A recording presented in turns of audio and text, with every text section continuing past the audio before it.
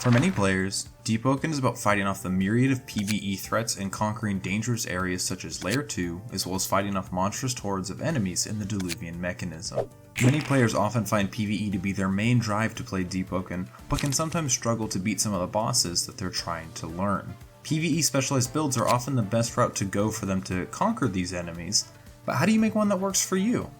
With new bosses on the horizon, this guide will teach you how you can make a PvE build that works for you, as well as some general rules of thumb to follow when designing your own. This video does not give you the god PvE build or the best one, but it gives you the knowledge to play around with the design tools that you can use and make one that you're going to enjoy using. The first thing that you should think about when making your own build is, what do I want to do with this build? Perhaps you want to try out a new attunement, maybe use a specific weapon. The motivations can be endless. But the first thing you're going to want to nail down in your build making process is what matters the most when you're making this build. Some good things to think about and what we're going to use for our example build are, what attunements do you like to use? What weapon do you want to use? Do you care more about mantras or weapon damage? Do you prefer to help your team or do raid bossing when PvEing? And how experienced are you in PvE? These questions will help you figure out what style of build better suits your experience level and preferences towards how you want to play the game. For example, somebody who prefers to do plenty of area of effect damage might make a Flame Charm Lava Serpent build to make the most of area of effect things with Flame Charm on multiple modified mantras. If you prefer being extremely tanky while still dishing out decent damage, a Frost Draw build may be for you due to talents like Orbital Ice or the Reclaimed Crystals talent.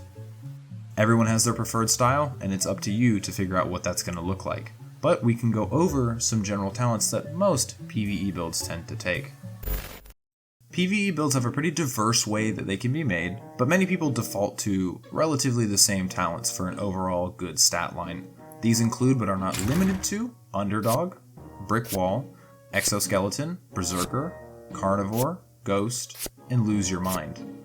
These are just some of the many talents that are going to be picked for different reasons. Brick Wall helps to negate being infinitely ragdolled from mobs, and Berserker rewards you for murdering a ton of mobs. Carnivore ensures that you don't need to worry about hunger during Hell Mode or Diluvian, and Ghost can give you temporary respite from mobs due to its iframes. Lastly, Lose Your Mind allows you to gain more damage, especially when paired with Heretic Sutra, a quest talent. We can now move on to what stat distribution might look like for your average build. For our video here, we're going to be making a Frostdraw Palebriar build designed for high damage and area of effect coverage. Hailstorm is a build designed to deal with large crowds of enemies at once, perfect for Diluvian or Hell Mode. It can also fight single bosses, but its biggest strength lies within group enemy clearing. Looking at our overall stats here, we're going to go 100 Fortitude and 80 Willpower to get our hands on talents like Reinforced Armor, Heretic Sutra, and Piercing Will. Reinforced Armor will grant us 30% armor penetration reduction on hit from all sources, while the talents Heretic Sutra and Piercing Will work well together, as Piercing Will grants you bonus penetration the more insane you go, which leads into Heretics giving you that set insanity, which just fuels itself. After using Shrine of Order, we choose to invest our agility to get Ghost, which is a great stall tool, as well as going 85 heavy to get access to our main weapon, Palebriar. 75 Frostdraw gets us what we need for mantras and damage overall, giving us access to the entire crystallization path with the talents Reclaimed Glass and Crystal Shrapnel, giving us more damage and survivability. Some mantras that you're definitely going to want to pick up are Warden's Blades, Dread Breath, Ice Cubes, and Ice Flock. Mantras like these allow you to keep dishing out AoE damage while using the Palebriar crit, stacking even more damage onto hordes of mobs. You can dash or then use Beast Burrow for mobility and stall, as Beast Burrow will let you hide temporarily for cooldowns on your resonance or mantras.